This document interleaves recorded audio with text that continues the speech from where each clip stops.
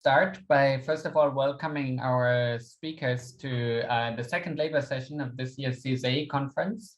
I'm very excited to see you all present. To everyone joining right now, one of our speakers unfortunately had to drop out, so we'll only have 3 presentations in this session, meaning we can also go slightly over time for each speaker. So you don't have to stick exactly to 15 minutes. Feel free to go up to 20, basically. I'll give you a 5-minute warning.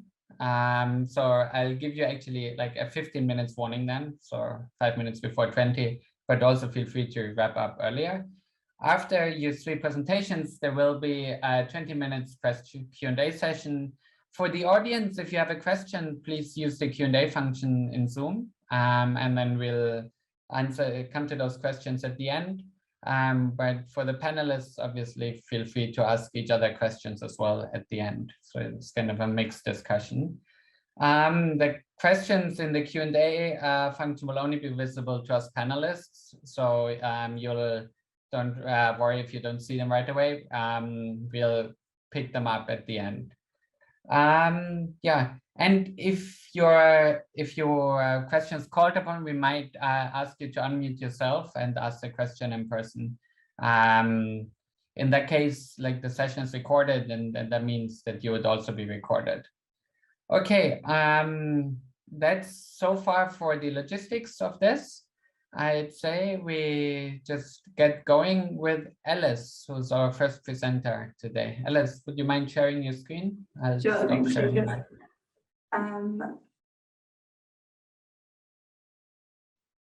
Revealed the middle part there. Can everyone see that? I don't see it yet. Can you see that now? No, yes. Perfect. Okay, so I'm going to present results from a paper that I wrote about the relationship between street safety and female labour force participation today. And I'm using data from Indonesia, specifically from Jakarta. I'm afraid I'm not able to move the slide there. Go up and down, I think. Try that. Oh, yeah, thank you. Thanks, Lukas. No so safety is, I think, an understudied determinant of female labour force participation. Female labour force participation has been looked at in a lot of economics literature, but there's only sort of new and growing literature on the relationship between safety for women and economic outcomes. So there's a small and growing body of evidence that fear of violence and sexual harassment has large effects on female mobility, education, and employment. The Borka paper looks at young women at the University of Delhi and finds that they're choosing worse university colleges so that they can have a safer community university. And the Murudirahan and Prakash paper shows that giving girls bikes in India increases school attendance through a safety channel. And Sadiq finds as well in India that reports in the local news of sexual violence decrease female labour force participation. Perhaps the closest related paper to my one is a 2018 paper that finds that women's perception of community safety is a determinant of labour force participation. Specifically, it finds that in neighbourhoods with a higher perceived level of sexual harassment, women are 4 percentage points less likely to participate in the workforce. What it doesn't do, though, is account for selection bias. It assumes that the characteristics of a woman's employabilities, for example, her education, don't depend on the safety characteristics of the neighbourhood that her or family have decided to live in. So my paper improves on this by partially addressing selection bias through propensity score matching. These are kind of my main results here. So I find that street safety is a non-trivial determinant of female labour force participation. And I'll explain this in a bit more detail later on, what I mean by dosage of safety. but essentially increasing street safety from a lower dosage to a medium dosage increases female labour force participation in my sample by 3.8 percentage points from a mean of about 50%. So that's about 7.5%. And increasing street safety from a low dosage to a high dosage of safety increases labour force participation amongst the women in my sample by 8.5 percentage points, which is about 16.7%, I think.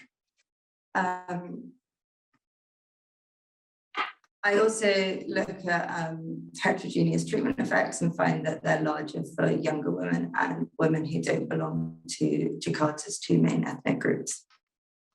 And as I said, and I'll talk about this at length, I'm partially addressed the selection bias problem by doing propensity score matching.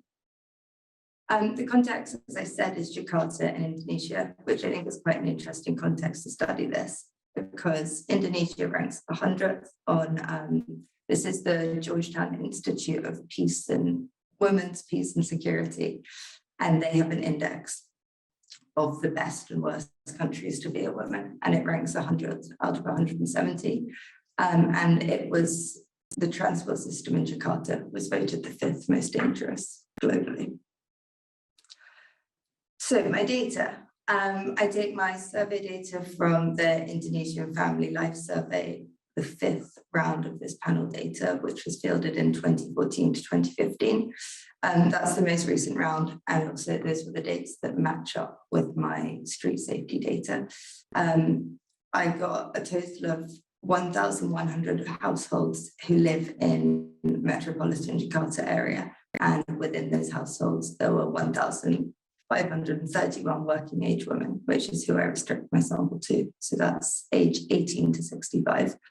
And the women living in Jakarta in my sample live in 42 of the 44 neighborhoods, or kecamatan, as they're called in Jakarta.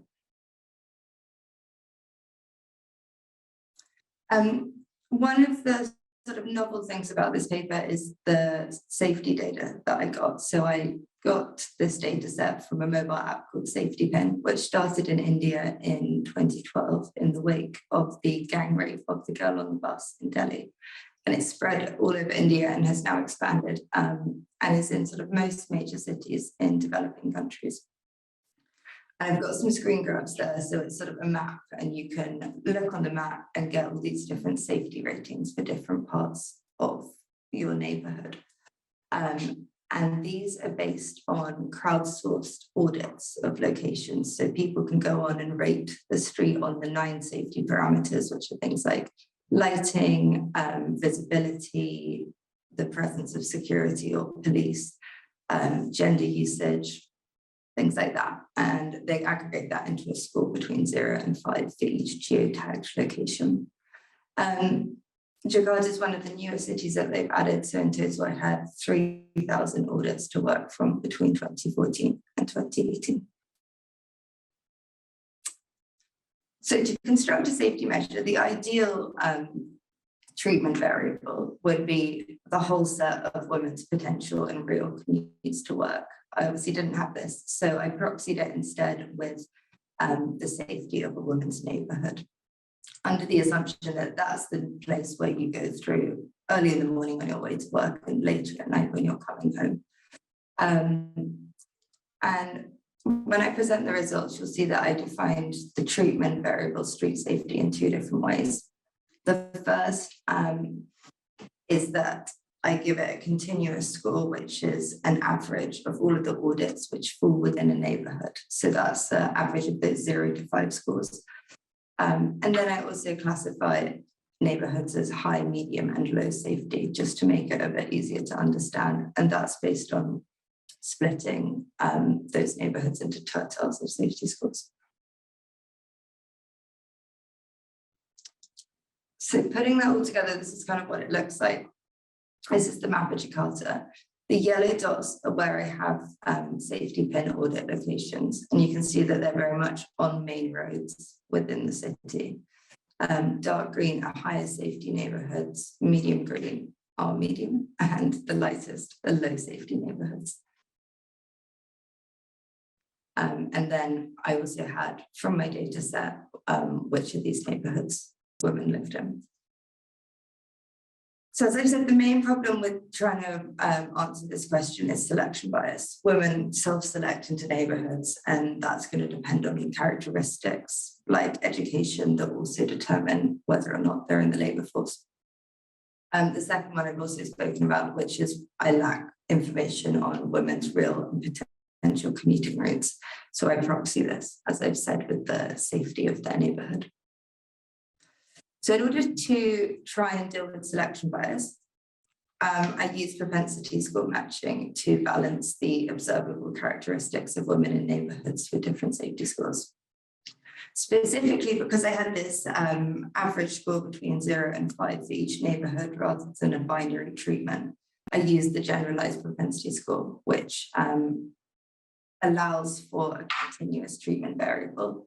And that allowed me to estimate a dose response function, which is the probability of whether or not a woman is in the labor force across the distribution of safety scores.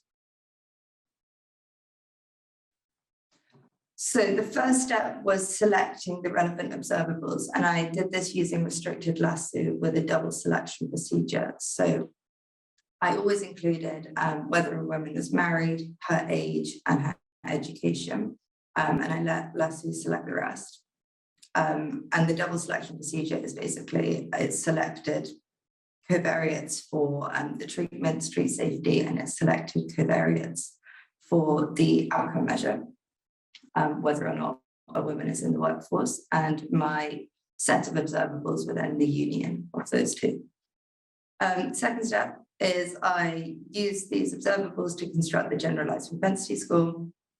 And in doing so, I managed to achieve balance on all of the selected observables, apart from the main ethnicity variable, which was what's the main ethnicity of the neighborhood. And this is because neighborhoods tended to be pretty homogenous in terms of ethnicity. I'm not too concerned about that because ethnicity of the neighborhood doesn't seem to be a major determinant of labor force participation for women. And then the third step was I estimated the conditional expectation of participating in the labor force as a function of the street safety dosage. So this is the dose response function. And that's kind of laid out down there. So T is the treatment and R is the, here GPS doesn't mean geographical, it's the generalized propensity score. Okay, so I'm just going to quickly show you some of the variables that Lasso selected. Education was the one I chose. Ethnicity, age was another one that I always included. Whether or not the woman was Muslim, married was another one that I always included. Household size, children of different ages. And you can see that most women have secondary education, not very many have university education. The two main ethnic groups are Javanese and Betawi, and the average age is about 36. What childcare is whether or not the woman had caring responsibilities for a child, her spouse's education if she was married. And you can see that actually quite a lot of my sample weren't married. And the community wealth rating, main ethnicity in the neighborhood, and then more educated and less educated, or whether the woman was more or less educated than her spouse. Okay, turning to the results. First of all, I'm going to show you the results when I split the treatment safety into low, medium, and high, because I think that's probably the most intuitive way to think about this. So you can see here that the predicted probability of work in low safety neighborhoods is about 50%, about 54% in medium safety neighborhoods, and about 59% in high safety neighborhoods. And that gives us an average treatment effect of 3.8 percentage points when you're comparing medium to low safety neighborhoods. So women living in medium safety neighborhoods are about 4 percentage points more likely to be in the labor force. And that's significant at the 10% level.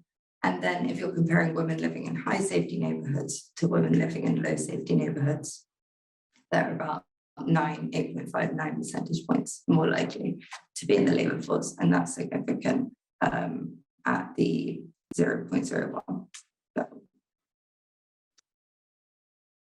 And as I said before, the control mean here is about 50% of women are in the labor force. This is what the dose response function looks like. So this is looking across the whole dosage of street safety from 0 to 5. And you can see that the probability of being in the labor force, which on the graph on the left is the y-axis, is a monotonically increasing function of street safety. So as your neighborhood gets safer, the probability that the women living in it are in the labor force increases. And we can then pull out the ATTs from this. So these ATTs are looking at 0.25 increments of street safety. So you can see it begins there at 0.25. That's what's the difference between the likelihood of being in the labor force for a woman who lives in a neighborhood with a safety score of 0.25 relative to a safety score of 0. The bulk of my data is kind of condensed in the middle of those safety scores. So about 90% of my data is between 1.5 and 4.5. So don't pay too much attention to the extremes.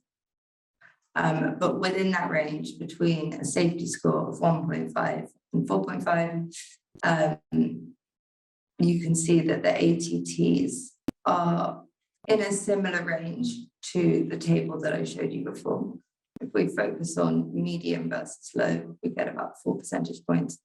And that's kind of the upper limit now. Just to say, you have about 5 minutes left. Thanks, Lucas. And then look at this for different groups of women. So the literature suggests that younger women are often more frequently the targets of harassment and also might be less experienced at handling it. Women from more conservative social groups, which here I proxied with how religiously devout they were, might face greater costs of sexual harassment. Becker finds that people with lower levels of education change their behavior more radically in response to fear. So I also look at women with lower levels of education. And I looked at richer women. And I think the effect here could go either way. It might be that richer women can invest more to overcome fear. So they might be able to get a taxi to work, for example. Or it might be that the benefits of work aren't sufficient for them to try and invest in overcoming fear. These are results, lots of lines here. So the dotted lines are confidence intervals, and you can see that they're all pretty much in the same range. The black line is the full sample. The blue line is younger women under the age of 25. Orange is women who are more religious. Pink is women from some of the smaller ethnic groups, so not Javanese or Betawi. Green is women with lower than primary education, and purple is women who are richer. And what we're looking for here is steeper curves will tell us that there's larger ATTs, and you can see that particularly young women have a steeper curve than the black one, which is our full sample. These are the ATTs. Again, you can see the blue line kind of dominates the black line at every point there, suggesting that young women have large treatment effects, which makes sense if they're more frequently the victims of harassment. And that's the dose response function just for young women there. So you can see that they're not statistically different, but at every kind of level of street safety dosage, they have a higher ATT. Couple of robustness checks. So I had a look at whether this pattern was there for men under the kind of assumption that perhaps street safety is correlated with unobserved neighborhood characteristics that determine not just female labor force participation, but also male labor force participation. So things like an underdeveloped labor market or public transport or kind of higher crime, but gender neutral crime. And sort of satisfyingly, I didn't find this, which lends support to my results. I found that men had a downwards function of street safety on the probability of labour force participation. And if you look at the graph on the right, which is their ATTs, you can see that they're not statistically different from zero, looking at the confidence intervals. Few caveats. So these are kind of the three assumptions I needed to meet from the generalized propensity score. There's number 2 and number 3 I'll come to first. The super, I found that there was no spatial correlation in the outcome, which was the thing I was most worried about. So that seemed to be met. And I had a clear region of common support in my study, which lends support that the overlap assumption was also met. The problem was unobservables, and I ran a Rosenbaum bounds test and found that unobservables were having quite a large influence on my sample, and increasing the influence of unobservables on the treatment assignment by a factor of 1.1 would render my ATTs insignificant, which suggests that I've overestimated the treatment effects here. So that is worth bearing in mind when interpreting these results. So in summary, I found that women living in the safest tertile neighborhoods are 8.5 percentage points more likely to be in the workforce. But we need to bear in mind that unobservables might be overestimating that effect size there. I think kind of the main contribution is this is the first study to look at this question and try and deal with selection bias. It's the only existing empirical study of street safety in Indonesia. And I think the data from the mobile app safety ben was novel, exciting. Yes, so that is that. Thank you. Thank you very much, Alice. Very interesting. We'll have a discussion afterwards, as I said. So for now, I'd ask the next speaker, Christian, to share screen. Alice, if you can stop sharing your screen, and yeah. That should work. Thank you, Christian. The floor is yours.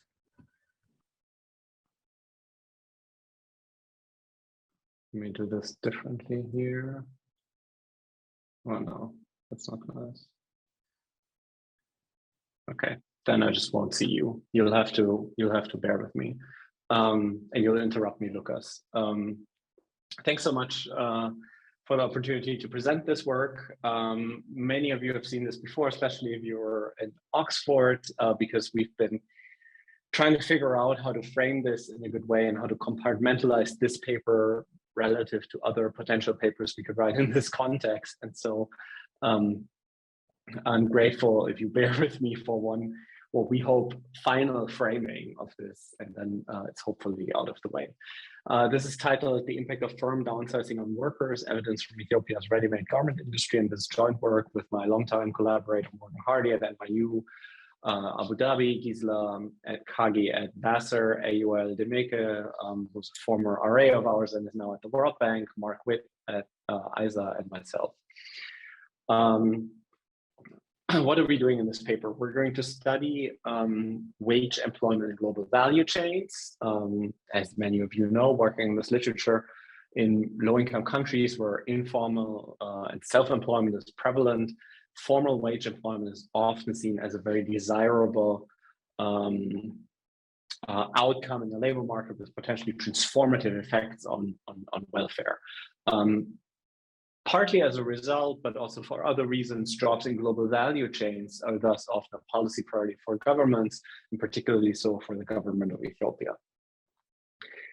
If you think about the literature that studies these wage employment opportunities in global value chains, in export-oriented manufacturing, or low-skill wage employment in export-oriented manufacturing, the evidence of expanding these opportunities is somewhat mixed. There's some evidence, especially from Rachel Heath and Mushfiq Mubarak in Bangladesh, on delayed marriage and childbirth, so sort of advantageous fertility outcomes. There's the important work by Dave Atkin on increased income some interesting results on bargaining power. There's also some anecdotal evidence, anecdotal and more rigorous, on negative effects, including on decreased educational attainment, also by Dave Atkin, self-reported health issues in the work by Stefan and Chris, and some evidence of increased domestic violence. And then Morgan and I have some ongoing work as well in Ethiopia that tries to figure out more broader community level impacts. But I think the conclusion here is that the impact of expanding these wage employment opportunities on workers is somewhat mixed. What we do in this paper is we turn this question around. We don't ask what happens if you expand these employment opportunities, but we ask what happens to workers when these employment opportunities contract, when they disappear. And we are quite excited about this because we were sort of in the right place at the right time, quote unquote, with COVID, where we were able to collect this data in the context of Ethiopia. And we are not aware of other sort of quantitative evidence on former low-income country, low-skill wage employment opportunities that contract. Although I'm very happy to hear from the audience if there's any literature that they might point out to us. Somewhat more specifically, again, the question here is going to be, what is the impact of a downsizing shock to a firm on workers? And the context in which we study this, as I said, is Ethiopia. And it's in particular the largest export processing zone or special economic zone in Ethiopia, with 25 ready-made garment firms. It's called Hawassa Industrial Park, HIP. The firms in this park have been heavily impacted by the global COVID-19 demand shock. And we have some earlier work where we show that this is really only a demand shock where someone in New York or Germany or Shanghai does not purchase a t-shirt. And it's not so much a local supply shock. And we do observe significant job displacement during the peak of the shock in the spring of 2020. And I'll be more specific about this. What we do then here is we use what we think is pretty exciting, pretty unique combination of survey and administrative data that covers the period prior to, during, and following this initial spring 2020 COVID-19 global demand shock. So we're roughly going to be studying January 2020 to January 2021. We're going to be doing this with mostly with matched employee-employer panel data that we fielded, and we're going to add transaction level customs data from the Ethiopian Customs Authority to understand a little bit more about the broader context for the firms. What we then do in this paper is provide descriptive, non-causal, I should say, analysis of worker employment and worker welfare outcomes during this period of downsizing and recovery. The emphasis here really is on descriptive and non-causal. We have, and this is sort of relates a little bit to my earlier point, we've been trying to think about various ways to add more causal analysis using sort of shift share style instruments, but we think this paper is actually better suited with this somewhat more descriptive evidence that we think can speak to policymakers in a more natural way. We find that there is significant displacement during that initial shock. It's concentrated in new hires who tend to be recent rural urban migrants. We find pretty drastic negative welfare outcomes on these workers that interestingly though do not seem to be driven by employment status. In other words, everyone in this context, irrespective of your employment status, seems to be quite impacted in a negative way by this broader shock. As I said, despite the descriptive nature, we hope that this can inform sort of protection policy. And while our specific context here is COVID, there's a more recent sort of potential avenue to think about external validity here, which is AGOA, which is the African Growth Opportunities Act, which is the US free trade agreement that the US has with many countries, especially in sub-Saharan Africa, and Ethiopia recently lost access to this free trade agreement because of the ongoing conflict. And so this means that there will be a significant new wave of downsizing in these firms. And so we hope that our data can speak to this a little bit. A little bit more about the context.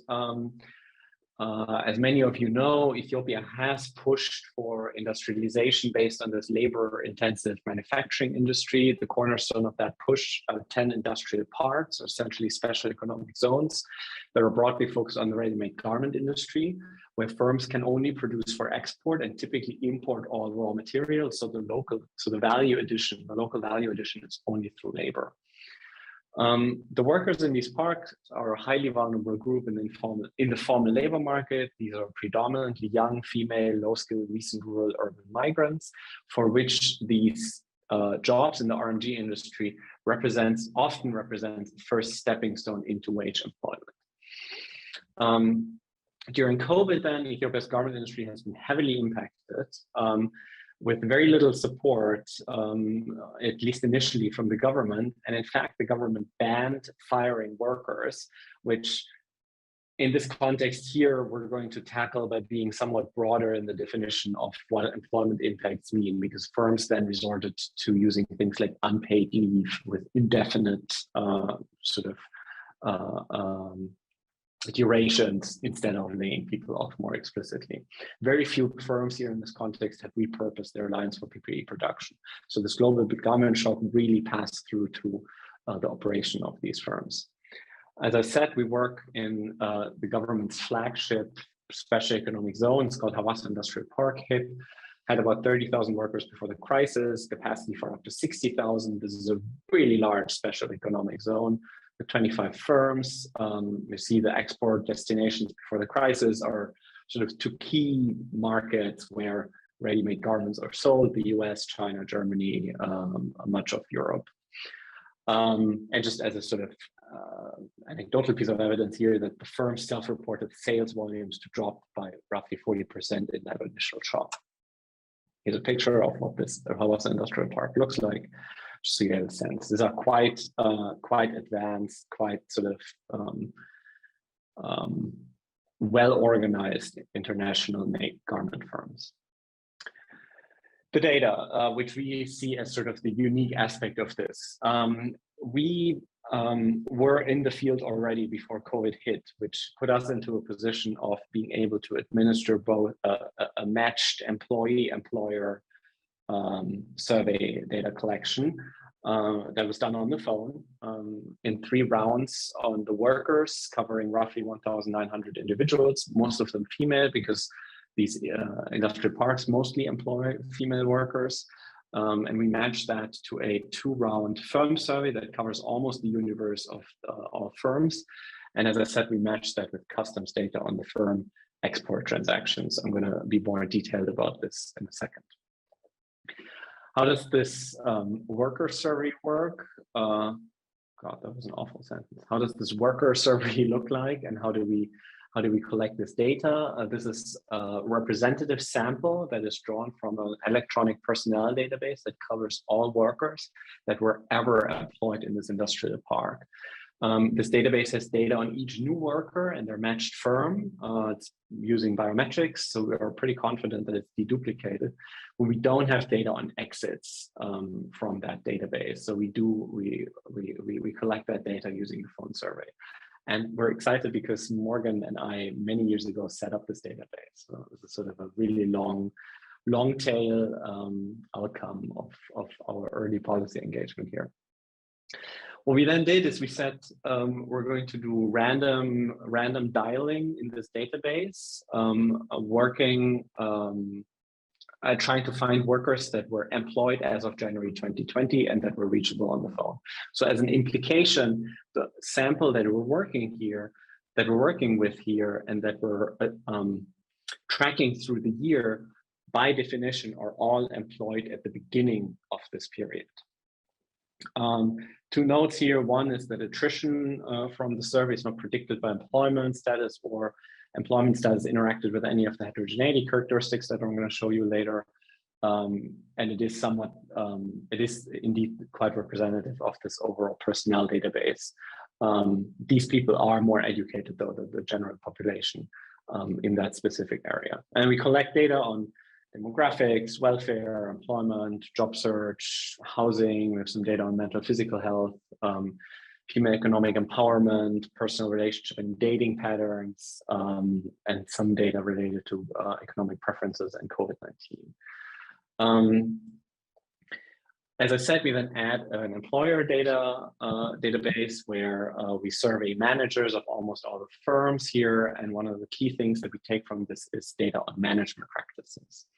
And then finally, we describe the external environment for employers using an employer level measure of what we call downsizing pressure, which we use a concept called world import demand, which is from this Hensel et al. 2014 AR paper, which is a really nice paper. And it's essentially a weighted average of a common set of shocks with the weights reflecting the pre-sample year 2020 export mix of each employer. So based on the specific product and destination country export mix of each employer that we get from customs data, combining that with global trade data, we can construct sort of a measure of downsizing pressure from the world import demand for these products from these markets for each firm. Now, I have 4 minutes-ish to talk about what we find and how we go about this. As I said, this is purely descriptive and correlational. And so I'm going to proceed in 3 steps, or in 2 steps mostly. One is I'm going to show you this employment contraction that is really at the core of this paper, and that we're going to try and quantify a little bit. And then we're going to descriptively analyze worker outcomes in 3 ways. First, I'm just going to show you what are the characteristics of the sample and how are these correlated with each other, which is a key caveat. Second, whose employment is most responsive to firm downsizing pressure? What are the characteristics of the workers that are most affected? And then third, what are the worker outcomes during this initial shock and then after? Across all of this analysis, we focus on 6 dimensions of heterogeneity, 3 heterogeneity dimensions for the employees, which are gender, excuse me, whether they're rural urban migrants and their education level. And we're going to be looking at 3 job and employer characteristics. One is how long you've been at the job, tenure. Second, what the job type is, machine operator versus a more supervisory, more senior role. And then a third, firm management practices. First, let me quantify this initial shock. As you know, in the ready-made garment industry, there is typically relatively high turnover over time. And so what we plot here on the left-hand side axis and in red are in the dashed line regular turnover based on what the employers tell us, which we call here counterfactual employment, for a worker that started in January 2020, that's employed in January. Based on average employer expectations, this dashed line is the expected turnover. What we then see here in red is the actual employment on average across firms in our sample over this year. And you see that this deviates quite a bit from that expected turnover, and it never really fully recovers to the, it recovers quite a bit, it stabilizes, but never fully recovers. And this initial drop here, it's roughly 17 percentage point difference, is clearly sort of related to that very stark drop in world import demand for the firms, for the employers in this sample. So with this backdrop, then we say, look, what happens to workers? First of all, and here I'm going to be very quick, the key caveat is that obviously most employee and employer characteristics are correlated with each other. For example, male respondents tend to be more likely to have above median education, tend to have longer tenure in Hawassa Industrial Park, tend to work as supervisors as opposed to line managers, and tend to be less likely to be recent rural urban migrants, which we see from whether or not they have a local ID card. And so you do want to keep this in mind as you think about the analysis. Second, who is impacted by this downsizing? Here I'm showing you employment over the year, across the year from January 2020 to January 2021. Overall employment rates in Hawassa Industrial Park for workers by different worker characteristics, by the 6 dimensions that I told you about earlier. And you see that there are significant differences in above, below, median education, not really any stark differences in gender, some differences in whether or not workers are migrants, very stark differences in how long you've been at the firm, shorter versus longer tenure, and some significant differences for whether or not you're a line worker, more affected, or a supervisor. But again, I want you to look at these as a sort of set of results, set of descriptive results, because as I said earlier, they are indeed all correlated. Then in the paper, let you know, sorry, you have about 2 minutes left. I missed the 5-minute warning. Perfect. That works well.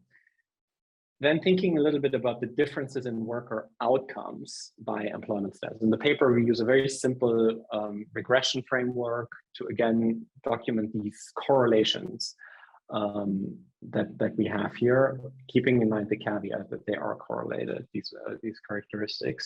But we do want to point to some sort of patterns that we see.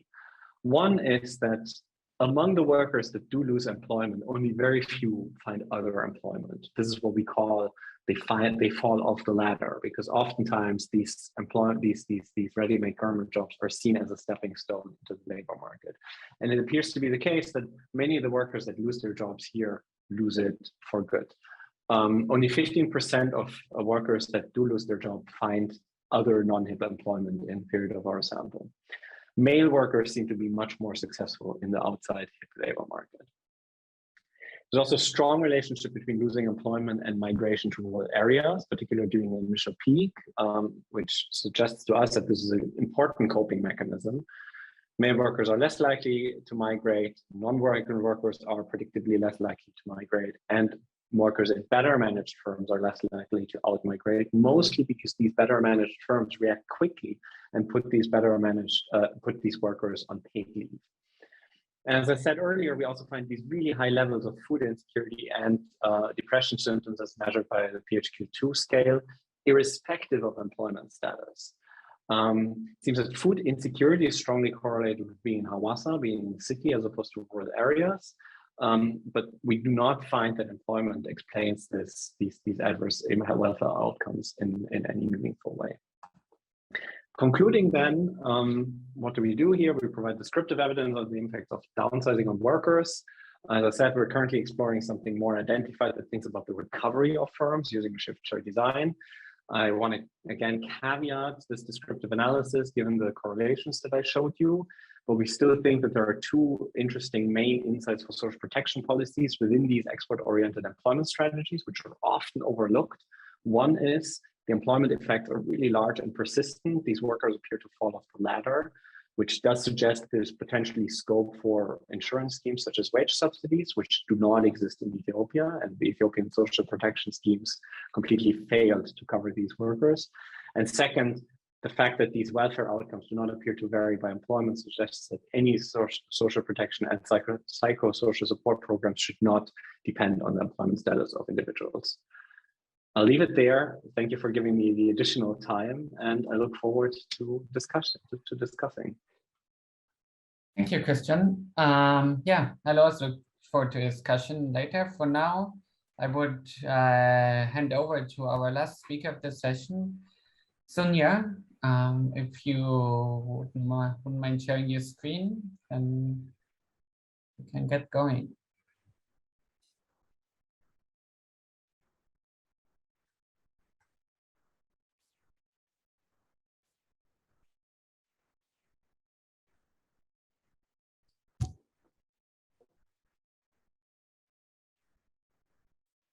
Perfect.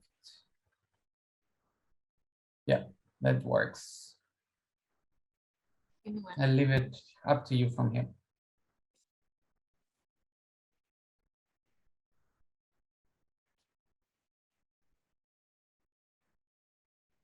All right.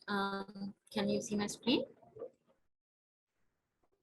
Yeah, all good. We can hear you and see your screen.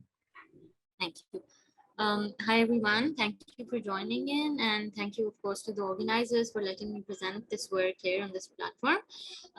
So this particular work is a joint effort with Hamna, who's at the Lahore School of Economics, Mehreen, who's at the University of Exeter, Farah, who's at the University of Göttingen. This particular study basically documents findings from a randomized controlled trial that aims to test if motivational nudges in the form of role model stories can, encourage female undergraduates to seek work more actively and also eventually enter the labor force.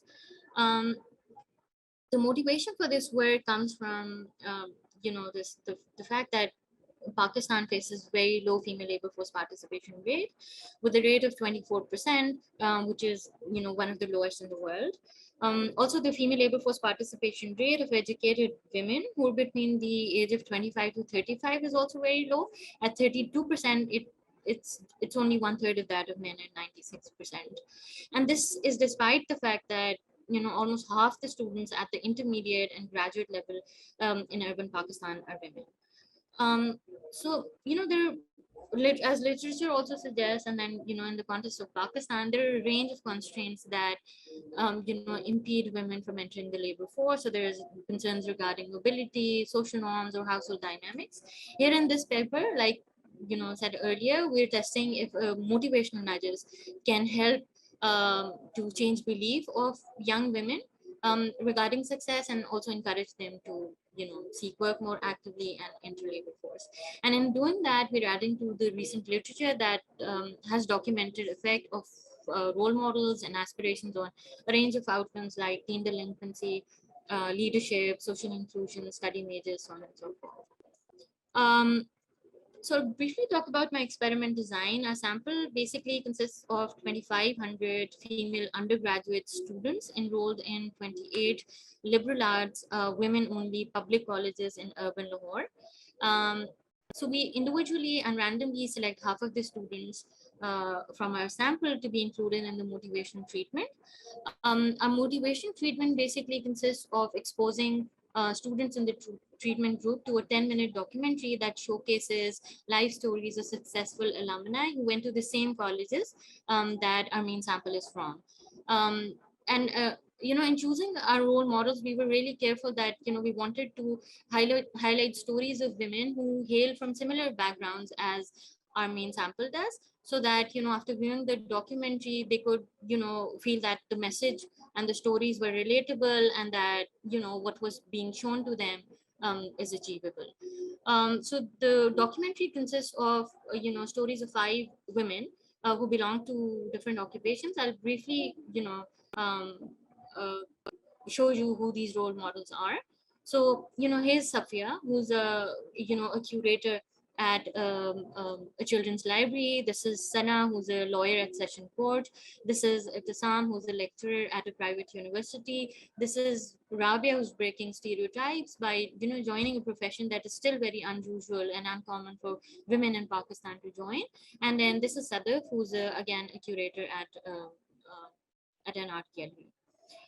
So these are our 5 role models, and in the documentary you see them talking about the struggles that they had to go through, and the different constraints that they had to deal with in their life to make their way through this to studies and eventually enter the labor force.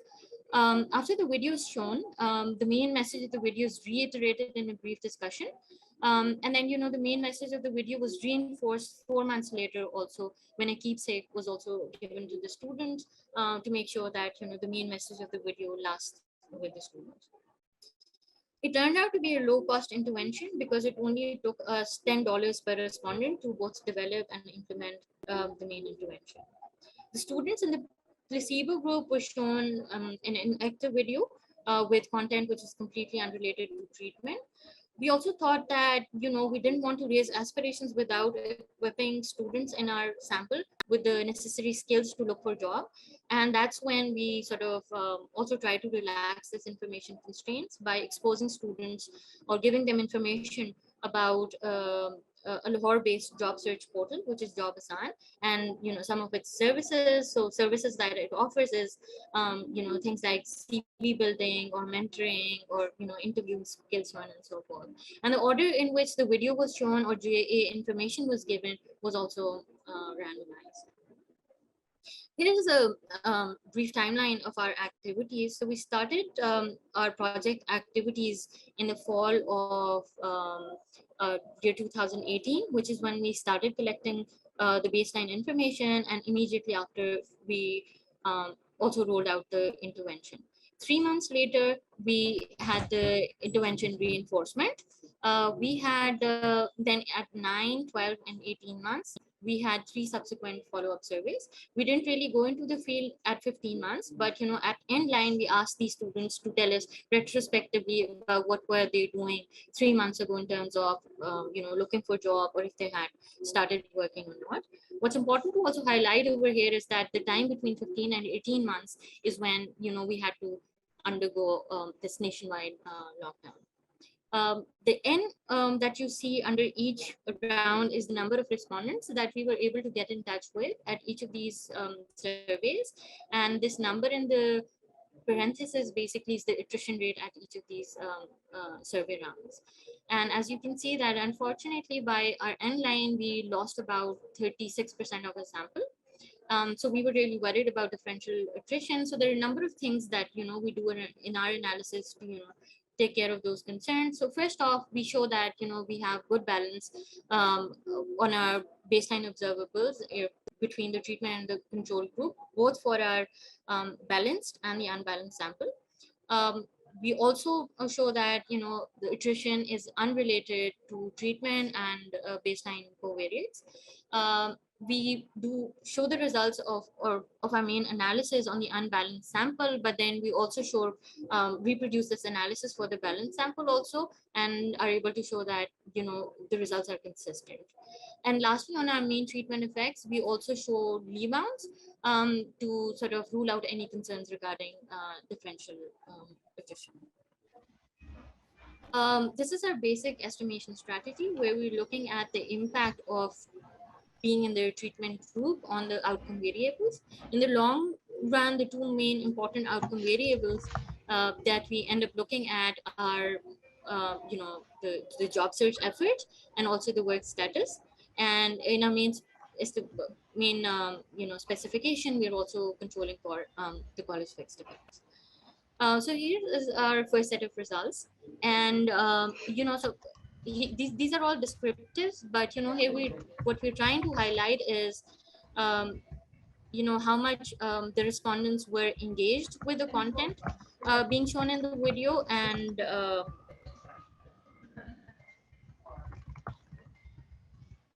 also at 4 months later, do respondents remember any of the stuff that was shown in the video?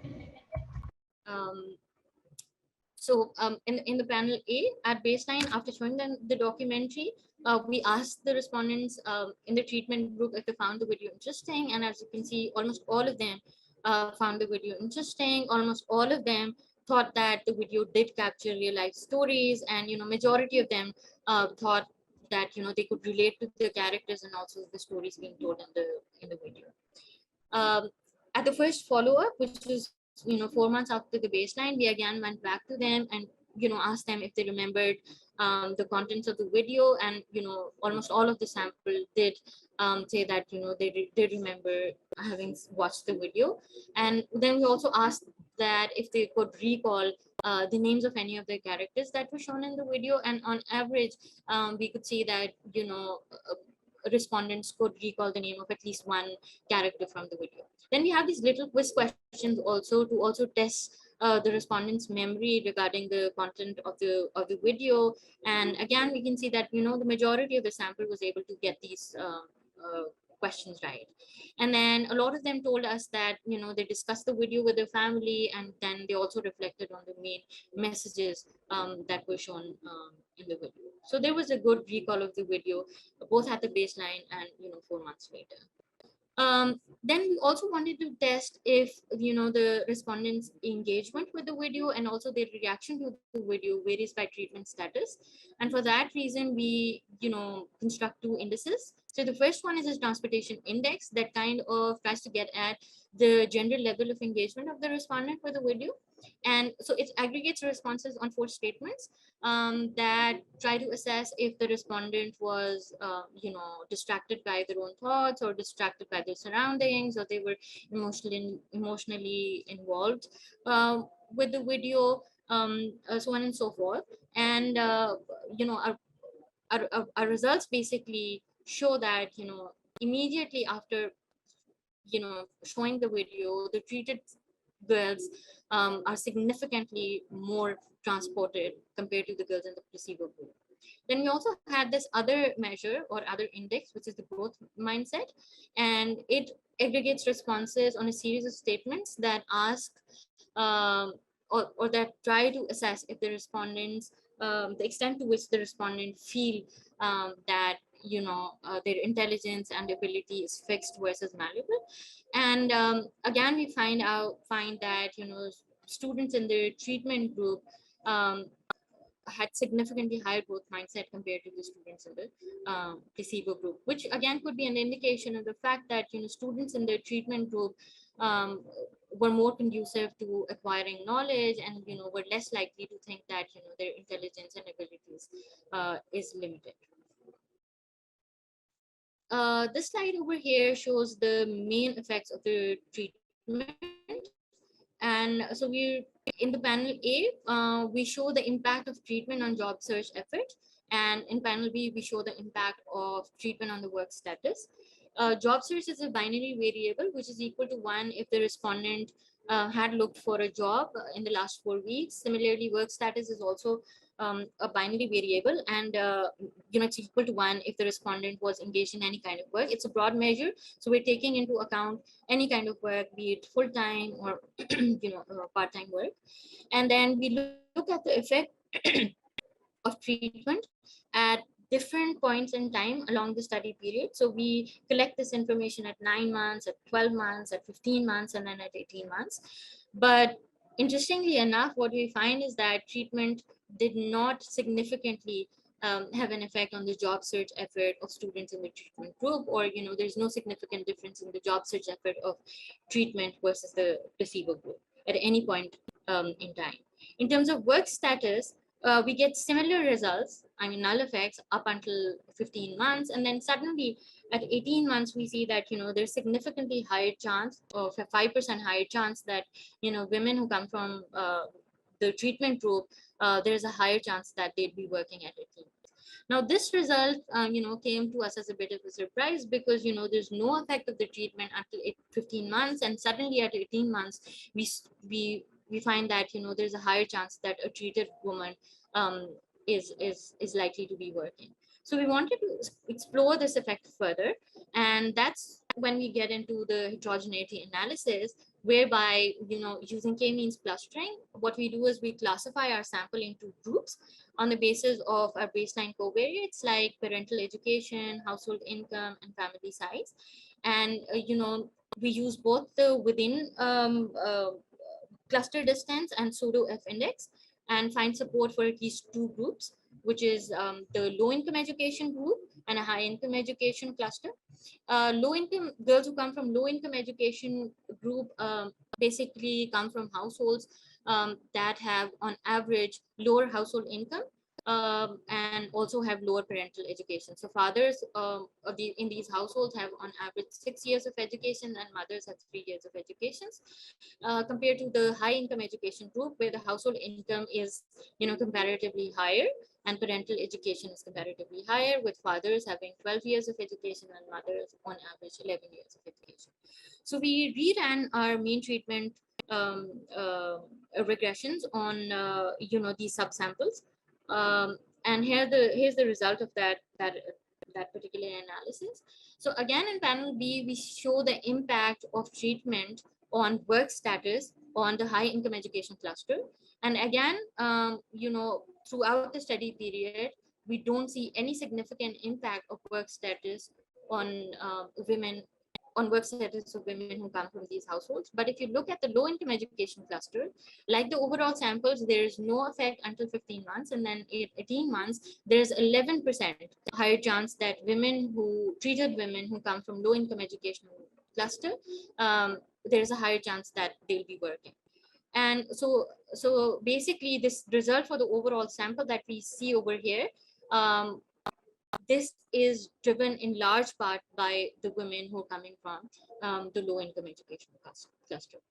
Now, there are two important things that we feel needed to be highlighted about this result. Firstly, the 18 months timeline coincides with the nationwide lockdown.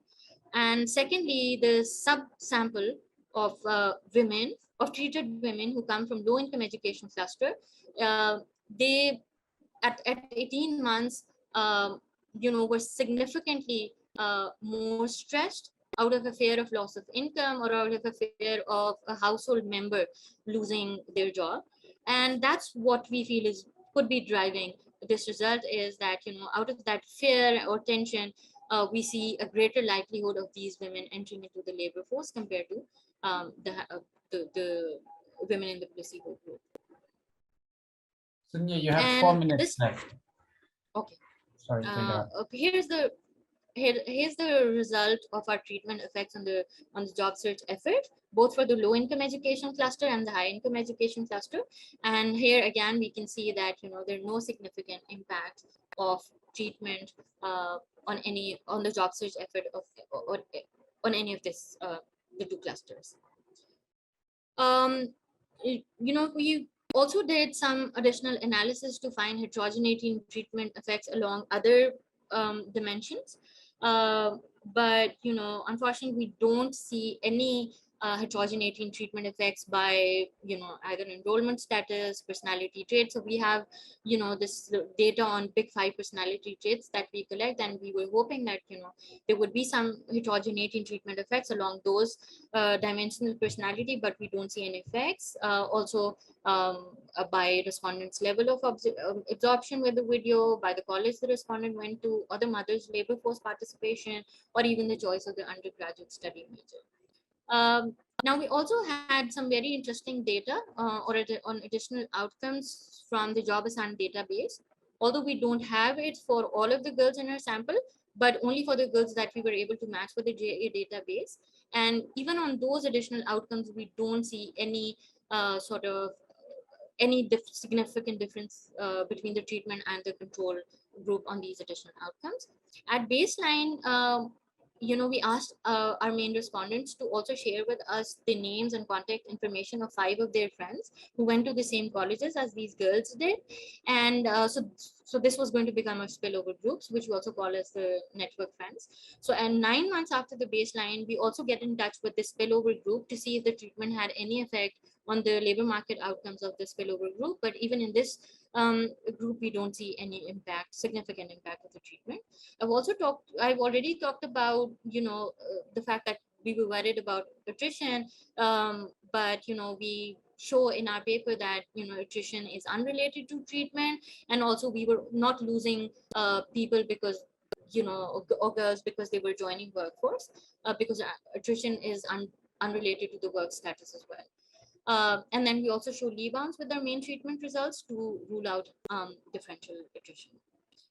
So again, I conclude by saying that, there was some immediate improvement in the growth mindset and transportation index immediately after the intervention was rolled out, but those effects don't last for long. We also do not find any meaningful improvement in the job search effort. We, however, do find a higher likelihood of treatment girls working 18 months after the intervention. But like I said earlier, this 18 months timeline coincides with the nationwide lockdown, at which point, the girls who are driving this result also, reported being significantly much more stressed due to fear of loss of income. And so the key takeaway from this analysis is that it is possible that this light touch nature of the intervention was not enough of an encouragement to induce girls to overcome their constraints and take life-changing decisions such as, entering the labor force. And, there are other binding constraints that are much more important to be there. I'll stop here. Thank you for listening. Thank you very much, Zunia. Yeah, so now we have about 20 minutes left for discussion between the attendees and also between new panelists. I don't think we currently have any question in the Q&A. There was one that Alice had already answered. So I was wondering, do you have any questions for each other at this point, or? Yeah, I've got one for Zunia. Do you have any sense of what type of jobs the women who did enter work were taking up? And I wonder if with COVID lockdown and this being a high educated sample, kind of the possibility of working from home played a role here, if perhaps there's less social norms attached to working from home. Yeah, so, two things that we do know what kind of work are these girls doing. So, we know that 65% of our sample is doing, are working as tutors. And of these girls who are working as tutors, 81% are working from home.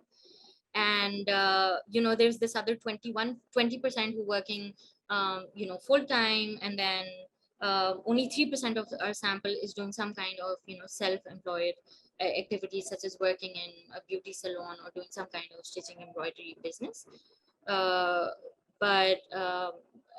And then the other thing is that, our work status variable is a broad indicator. So we're taking into account any kind of work, be it, part-time or even, full-time. So yeah, so it kind of takes into account a lot of possibilities of women working in any kind of work. Thanks, Zunia. That's really helpful. Christian? Yeah, no, thanks. Thanks both of you for the really interesting talk. I was thinking, Alice, I mean, I really love this original Girja paper. So I am happy to see more follow-up in this space. I think it's really cool. I was wondering, I guess about two things. One, sort of, can you say anything about the means of transport? You sort of briefly alluded to this in your talk, but one unobservable that I guess could be going on is that people in richer neighborhoods take a car, and these richer neighborhoods are also safer. And it's not gonna invalidate anything you find, but anything you can do along those lines might be really interesting, and might strengthen your discussion of mechanisms. The other point, and this is mostly just as my ignorance in understanding this dosage response, why, when you were showing us the dosage response function, why was there this sort of 0 at 3? Why was it? Is this sort of how you construct this? Is it sort of an artifact of the construction of this and the median being 3, or? Yeah, thanks, Richard. That's an interesting point. And I think kind of the reason for that is that 3 is in Jakarta, where the safety stores are concentrated. So there's a huge amount of data around that point. And the ATTs that are constructed by looking at, like, if you looked at 3, that would be safety score 3 minus safety score 3.75, for example. So perhaps you could say that that's the most precisely estimated area of that curve, which does suggest that I've overestimated the ATTs there. Perhaps going back to that discussion on unobservables. And your first question is a really good one, but I was really constrained by the data here. I struggled to find a data set that reported a geographical variable, anything above the city level. So I needed these neighborhood variables, and the IFLS was the only one in Indonesia I could find. So I didn't have anything on either where people were working or how they were getting there. And I think it's sorry, do you have any data on assets? I do Try have to data remember on from the assets. FLS, so you can Yeah, kind of that's look a good point, at whether they actually. have a car or motorcycle or something like that. I think that should be So I doable. also carried out this analysis in India, and I just presented the Indonesian results today.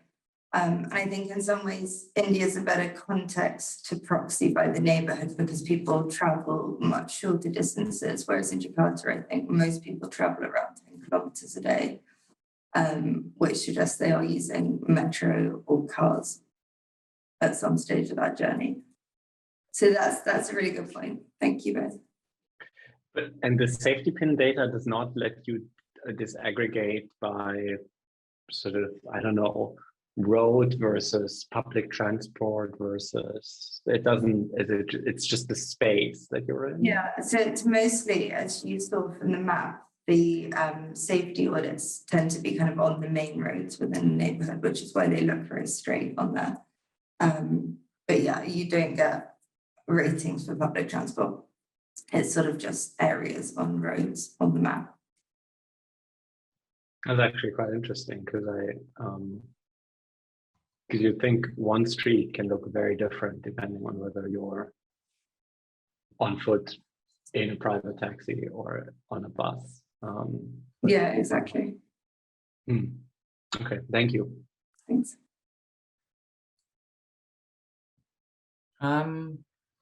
Christian, I had a question, given that this is kind of, we're already in the gender like panel here, kind of labor in gender. I was wondering like about the gender dimension in your paper, because from what I understand in our side, like it's mostly like the lowest level jobs are mostly done by young women.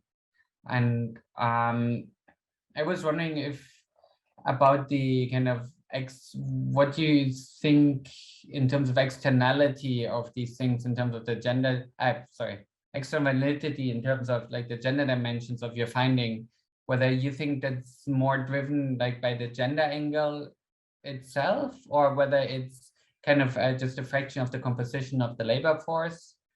I wasn't quite sure, yeah, what kind of the broader implications on the gender dimension are, given the specific context. Yeah, no, it's a great point. I think I would not dare and say that this is externally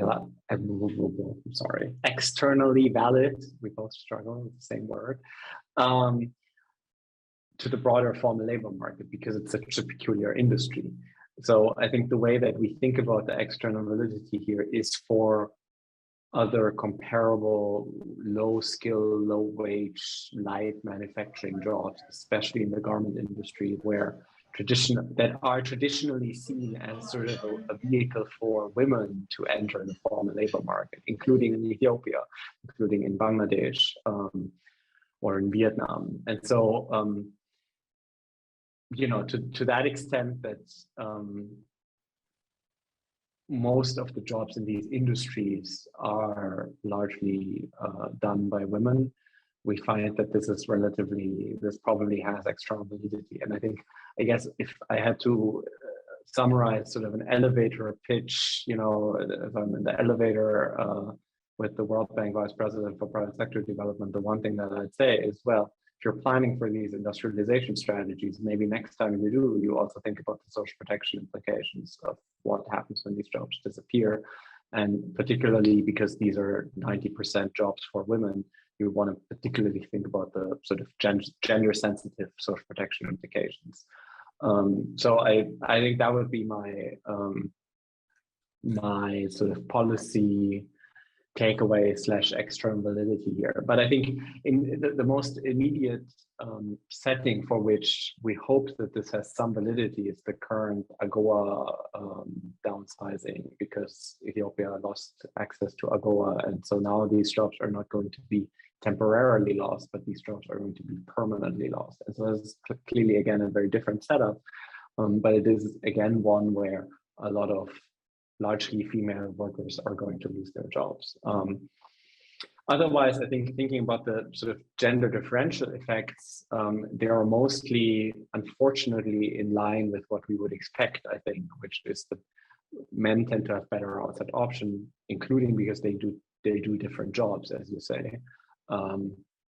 Not necessarily more supervisory type jobs though, because I think a lot of the men also tend to be, I could show you sort of a breakdown, but there's a lot of janitorial roles, you know, cleaning, sort of fixing things, doing odd jobs in the factory, being sort of handyman in these factories that are not necessarily more, you know, higher skill. But it is still true that the men who work in the park seem to have a much easier in the non-Hawassa industrial park labor market, which I guess is unfortunately what you would expect in the local labor market. Does that roughly answer your question? Yeah, I generally think that would be very interesting to explore a bit further, because my understanding like of the Ethiopia labor market was, for example, the Bangladeshi labor market. So there's the norms around like female labor force participation, so they're generally much weaker.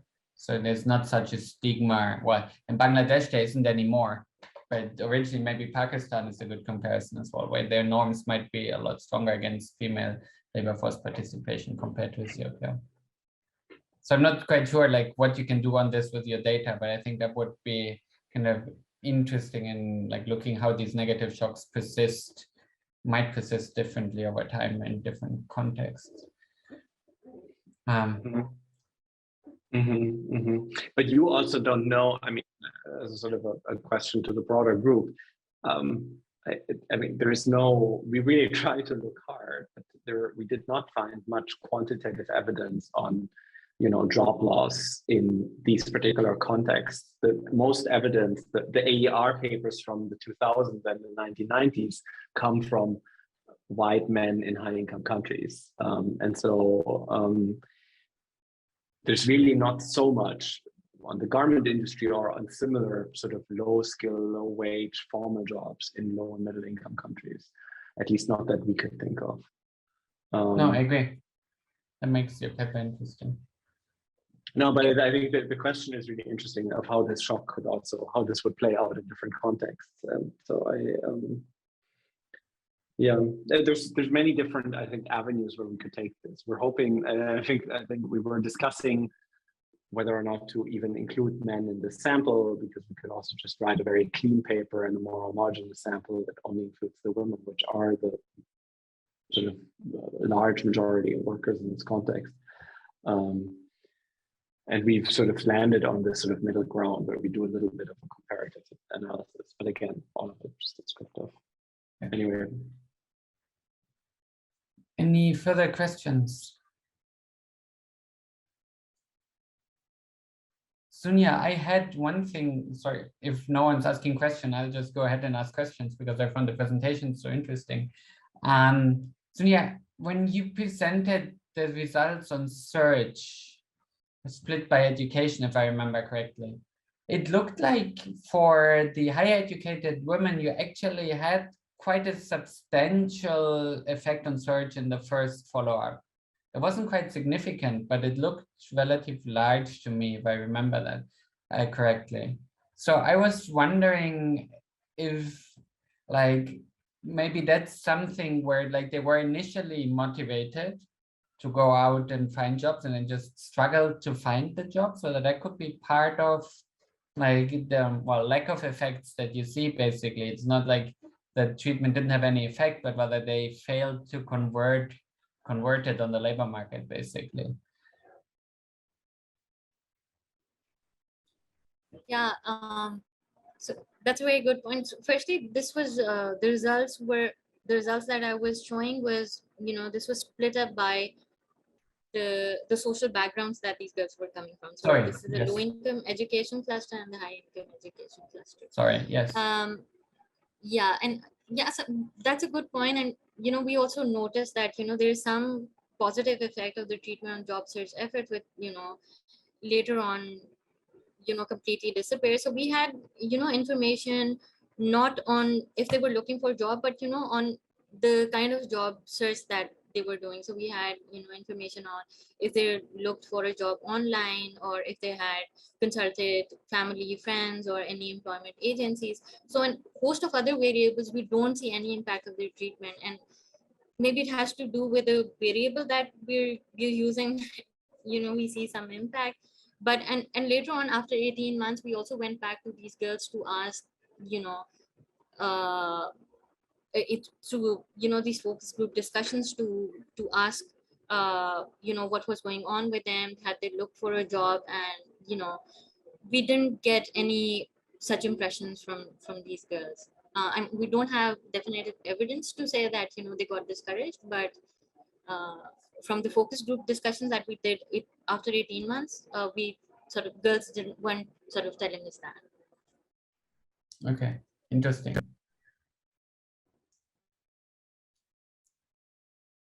Yeah.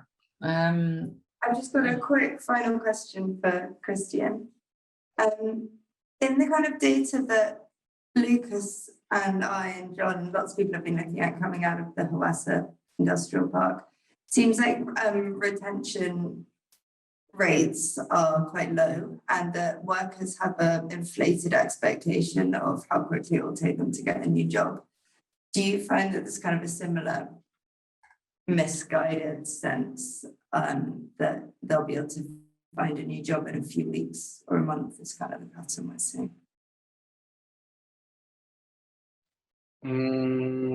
We actually, in this sample, we did not ask about the workers' expectations. I mean, in our related work in the rural communities, in this cluster randomized trial that we have, we do, and that's exactly what we find, often related to sort of misinformation and misunderstanding, I think, of the broader labor market in Hawassa.